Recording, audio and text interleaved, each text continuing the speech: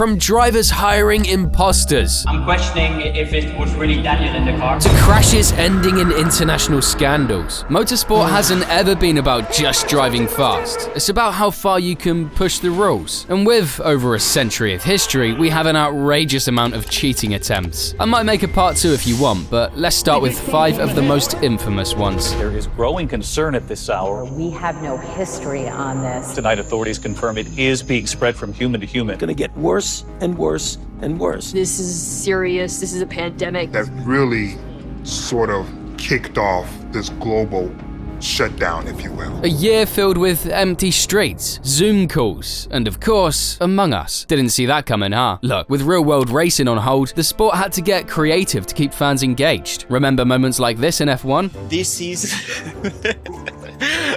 Oh my god. Or this? Wait. No, you don't need to put gel in this. I want to do this. To be honest, it was fun while it lasted, but after a few months it became clear that the memes alone weren't gonna cut it, so they did what they do best, race. Looks like it's Charles Leclerc on pole position as the race gets underway. Naturally, other categories jumped in as well, including Formula E with their Race at Home challenge. A mix of competition and charity, all in support of UNICEF. What could possibly go wrong? Well, quite a lot apparently. For some drivers, racing from their bedrooms just didn't hit the same. In the BMW, and he could lose out to Oliver Rowland. No, he slams into the back of Stoffel Van Dorn, and it's another chaotic start.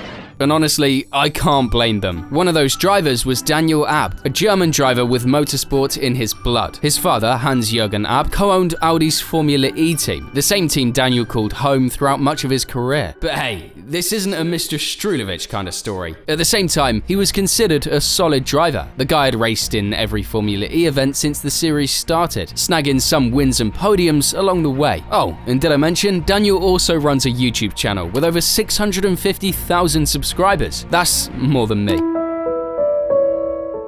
So what does this have to do with cheating? Well, it all began at Hong Kong, where Abt fought hard against boredom. He crossed the line 15th, far from where he wanted to be. But hey, the first race is just a warm-up, right? Surely things would improve the next round, especially on a track he knew so well. What the fuck? I'm in the second place, so I don't know it's the Lotterer. These were the drivers that were eliminated either through crashing or through the race royale. Daniel Abt completing the first retirement in 2013. Anyway, bad luck didn't stop there, but when Monaco rolled around, Daniel had an idea. Das war ernsthaft? Willst du das Rennen für mich fahren, Alter? Ohne Scheiß. Lass uns das mal wirklich überlegen. Das wäre sauwitzig. It started as a joke, but it didn't take long for that joke to turn into something real. On May 23rd, Berlin was set to host what should have been a routine virtual e-prix. Yeah, that's actually what they called these. But instead of a routine race, it became the stage for one of motorsport's strangest scandals. During qualifying, our guy found himself in second place, and in the race, he finished third place for Daniel Abt at his home race. How does a guy struggling all season pull off a podium like that? Naturally, drivers began asking questions. Yeah, I mean, I had an okay start, and then Daniel came up the inside. To be honest, I'm questioning if it was really Daniel in the car, but yeah, anyway. And here's the kicker. During the race's official video call, Daniel's face was conveniently hidden behind a microphone. Pretty sus, right? Daniel Abt hadn't been driving. Instead, he had handed the controls to Lawrence Hertzing, an 18-year-old professional sim racer. Here it comes, the smile, the emotion, and the relief. He's going to the Atlanta Motorsports Park, the winner of a Prodigy Pass. Formula E disqualified the German and fined him €10,000, but the real blow came from Audi, who suspended their driver indefinitely and cut all ties with him. Abt later explained that the whole thing was meant as a prank, something he planned to reveal on his YouTube channel, but no one seemed to catch on. Despite his public apology, Audi stood firm, family ties or not. Abt was out. So, swapping drivers in a virtual race? That's pretty sneaky. But what about orchestrating a crash to win a race? A real one this time. In 2008, 2008, Renault was simply desperate. Just 2 years earlier, they were on top of the world. Now, happiness was nowhere to be seen. Look, the R28 was unreliable, slow, and difficult to handle. While Ferrari and McLaren were fighting for wins, Renault was stuck in the midfield, far from their former glory. Although, L'Equipe still had an ace up his sleeve. Flavio Briatore, the legendary team principal, had built his career on results, and watching the season slip away was unacceptable. A couple of weeks later, F1 found itself in Singapore, ready for its first ever night race, a real spectacle in the making. For me, it's magic. But while the track looked bright under the lights, something much darker was happening behind the scenes. On Saturday, both Alonso and Piquet Jr. qualified poorly. Car stops me. The car stops. On a tight, narrow circuit with almost no room for overtaking, winning seemed impossible. However, Briatore wasn't the type to accept defeat. If winning through speed wasn't an option, he'd have to find another way. And so, it happened. Go!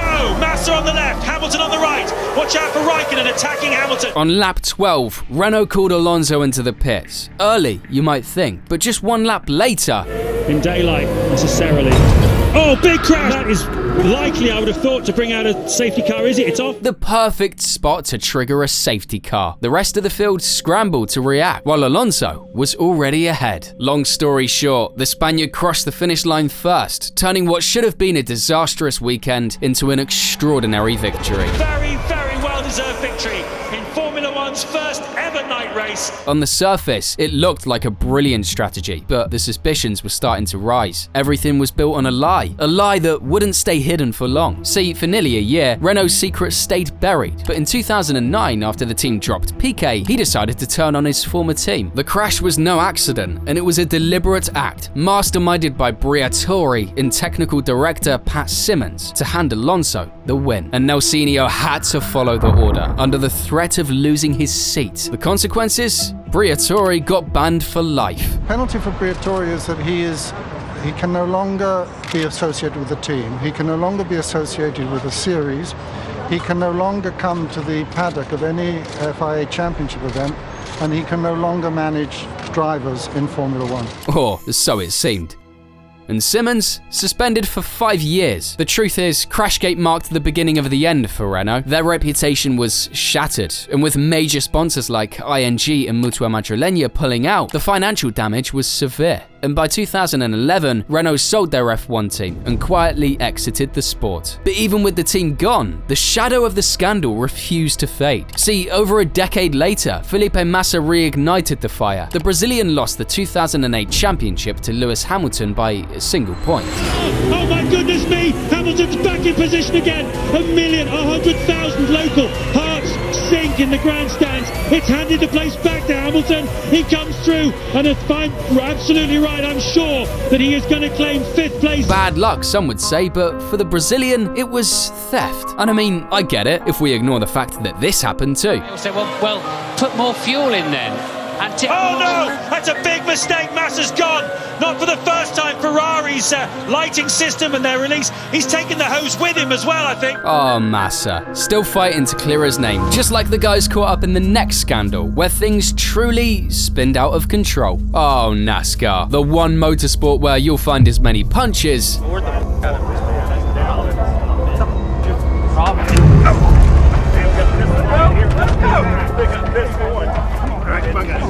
as passes. Right here is the caution going to come out. Oh, we're still green.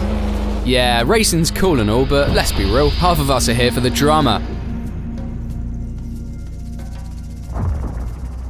And honestly, I love it. But now we're diving into something that's a little less funny. In fact, if there's one moment in all of NASCAR's history that isn't funny, it has to be this one. Richmond Raceway, September 7th, 2013. It's the final race before the playoffs, and things are tense. But like, seriously tense. Why? Well, you need to know how the format of Chase for the Cup worked back then. 12 drivers would advance. The top 10, plus 2 wildcard spots, awarded to drivers with the most wins between 11th and 20th place. Basically, you could could be 14th in points, but if you were winning races, you were in. And to me, the NASCAR rules are more complicated than a fucking Rubik's Cube, but I think I've got it down for this video. So, it was a go big or go home system. And trust me, people went big. Entering this race, you've got 11 drivers fighting for 6 playoff spots. And now, with only 10 laps to go, the stakes were high. A win here could change everything. And who was at the front of the pack? Ryan Newman, who just passed the 99 car of Carl Edwards to take the lead. And this was set to be the crucial move for Newman, locking him into the second wildcard spot right alongside Casey Kane. That would mean pushing Martin Truex Jr. out of contention. And with Joey Logano from Team Penske struggling way back in 25th, both Truex and Logano's hopes were fading fast. But then Team Penske decided to get creative. Hey, the 22 is requesting that we give him this spot at the end of the race. They said they need it just to make sure that they're locked in. They tried to work out a deal with David Gilliland's crew to let the yellow car pass and make the cut. It wasn't going to ruin their day, so why not? But just as they were about to pull off the move, something unexpected happened. Something that would change NASCAR forever. 9 more right here. And your arm's starting to hurt? I bet it's hot in there, itching. What? Alright, let's break this down. Michael Waltrip Racing had 3 drivers that season. Clint Bowyer was safe in the standings. Brian Vickers was, well, just hanging out. And Truex Jr., oh boy, he was in trouble. MWR needed Truex Jr. in the playoffs, and they were ready to do anything to make it happen. And what's the best way to flip a driver's luck? Spin it, literally. Trouble, Clint Bowyer! Caution flag is out, things change again. They used Bowyer, who was already qualified, to execute the move. The goal? Triggering a yellow flag to turn the entire race upside down. And it worked. A bunch of cars pitted, including Newman, who dropped from 1st to 6th. And guess where he ended up? Right next to Truex Jr., his direct competitor at that moment. As if that wasn't complicated enough, MWR realized that for Truex to be totally safe, Logano also had to make the top 10. So they doubled down, joining forces with Penske to help each other out. At first, the team ordered Bowyer to pit, allowing Logano to gain a position. Pit, clap, pit, but don't speed.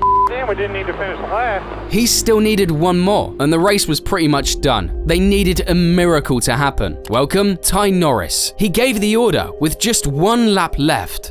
Hey bud, subscribe to DailyFuelUp for more motorsport content. Okay, he didn't exactly say that. He said this. We're probably going to pit here on green. We got to pit. You talking to me? We got to pit? Yeah, we're going to pit. We're going to pit. What? Yeah, I don't understand. Pit right now? Green flag. Got to pit this time. We need that 1 point. This final move allowed Logano to clinch the spot in the top 10 and Truex Jr. the wild card with a tiebreaker win over Newman. Talk about strategy. But immediately as the race ended, you could taste something was wrong, even in Norris's words. And I was just like, I need you to pit right now for a point. It was like the SWAT team was pointed, all the red lasers were on my throat, my heart, my brain, and it was brain matter everywhere. The next day, NASCAR reviewed the radio communications and, well, let's just say they weren't happy. MWR was slapped with a $300,000 fine and Bowyer, Vickers, and Truex all lost 50 points in the standings. This knocked Truex Jr. out of the playoffs, giving Ryan Newman the spot instead. And to make things worse, Napa Auto Parts, MWR's main sponsor, decided to pull the plug. They had to let Truex Jr. go, keeping only 2 cars on track until 2015 when the team finally folded for good. Well, Mike and I are business partners and good personal friends. I think what's probably missing there is the financial side of the picture. Just from a business standpoint, that didn't make sense any longer. From a business decision, it just made sense to not go forward with without organization. It just isn't really commercially viable. That was wild. What's next?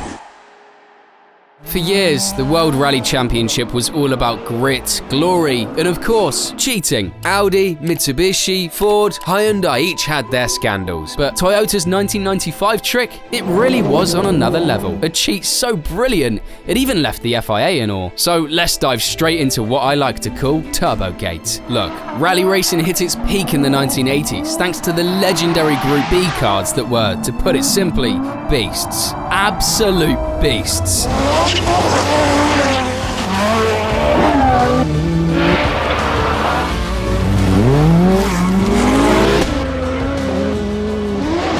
Yeah, it wasn't exactly the safest motorsport. After several tragic accidents, the FIA finally said enough. Henri Toivosen onnettomuus vavahdutti rallimaailmaa voimakkaasti. Kansainvälinen autourheilujärjestö piti sen johdosta Korsikalla hätäkokouksen, joka muutti koko lajin ilmettä. Hurjatehoiset B-ryhmän superautot kiellettiin ja kilpailukalusto tuli jatkossa muistuttamaan paljon lähemmin vakioautoja. But then, as the 90s arrived, a new generation of cars emerged, and with them, regulations that affected every aspect of their design. Le sens d'une meilleure performance, il est évident qu'il y a toujours des évolutions techniques et nous avons mis en place les nouveaux règlements pour limiter la puissance des voitures à 300 chevaux. One of the biggest ones, turbo restrictors. The concept was simple: limit air, limit power, capped speed, fewer accidents, and fewer accidents meant happy FIA, right? Well, not exactly. See, in 92, restrictors were set to 38mm, but by 95, they were cut down another 4. And in rally, just like in life, every millimeter counts. Toyota wasn't about to let them go without a fight. Oh, and I forgot to mention, let's just say the Japanese brand wasn't exactly at the top of their game before those regulations. So the team faced a choice: play by the rules and watch their chances fade, or push the boundaries to prove once and for all that they could conquer the WRC. That right there is the Toyota Celica GT4 ST205. From the outside, it looked like any other car, but deep inside, it was hiding a masterpiece. One that would be discovered in Spain. See, coming into this race, Carlos Sainz, yeah, senior, not junior, had a real shot at the title, but surprisingly, that week it was Juha Kankinen, a driver not particularly known for excelling on asphalt, who was teaching the Spaniard how to do it. On Monday, the Finn went ahead by, and listen carefully, 22 seconds, but apparently that wasn't enough, so the next day, he extended his lead by over a minute. It was madness. I mean, no one, including the drivers, could figure out where the Celica's sudden speed was coming from, and that's when the FIA grew suspicious. They tore down the car, examining every detail, and finally, they discovered Toyota's secret. There was a hidden mechanism that allowed air to bypass the restrictor washer and enter the turbo. This mechanism was only activated when the turbine was running, and was cleverly disguised when the turbo was removed for inspection. Thanks to this additional air intake, the engine's power increased by approximately 50 horsepower, a significant boost over the original 300 horsepower. Max Mosley, president of the FIA, remarked that in his 30 years in the sport, he had never seen such an elegant technical solution. However, despite the praise, the punishment was severe. The team and drivers were stripped of all points earned that season, and additionally, Toyota got banned from the WRC for the upcoming season. But if you thought that was bad, wait till you hear the final story. It quite literally changed motorsport forever. I'm pretty sure you've heard about Adrian Newey, the genius behind some of F1's fastest cars, or maybe even Colin Chapman, who practically invented modern race car engineering. But have you ever heard about Smokey Yunick? Well, let me give you a short description. He is a racer, an inventor, a hellraiser, an entrepreneur, and an automotive genius. My God, was he a legend. But let's be clear, Smokey wasn't your everyday mechanic. He was the kind of guy who saw every rule as nothing more than a suggestion. First, there's the iconic basketball trick. Before inspection, Smokey slipped a basketball into the fuel tank, making it look right. Once approved, he deflated it, pulled it out, and bam, extra fuel for the race. It was a trick so simple and outrageous that left everyone stunned, until the officials discovered it. But this was just the beginning. Next up, the fuel line trick. After NASCAR officials capped tank sizes, thanks to him, the cowboy turned his attention to the fuel line itself. He installed a line over 11 feet long, looping it back and forth beneath the car. This added enough capacity for an extra gallon of fuel without violating the rules. A year later, the device was found. After this, he seemed to realize he had a bit of a fetish for fuel tricks, so he decided to move his sickness to other parts of the car. For the '67 Daytona 500, he built another Chevelle, but not a common version, a miniature. Most specifically, is 7 out of 8 scale, and this was not everything. By lowering the roof, adjusting the windows, and raising the floor, he made the car small enough to be lighter and faster, but still big enough to pass inspection. Of course, NASCAR weren't happy. Unable to find any real violations, they introduced mandatory templates for car measurements, setting the standard for future inspections. But it was just another example that sometimes the best way to change the game is by breaking the rules. You fucking legend, Smokey. I hope I gave back a little bit more. And what other people think about me, I really don't give a damn. If you want me to make a part 2, let me know, guys. Would love to hear your suggested moments / cheats. By the way, I made an entire video about the man behind the F1 scandal, so make sure to watch it next. And as always, thank you for watching.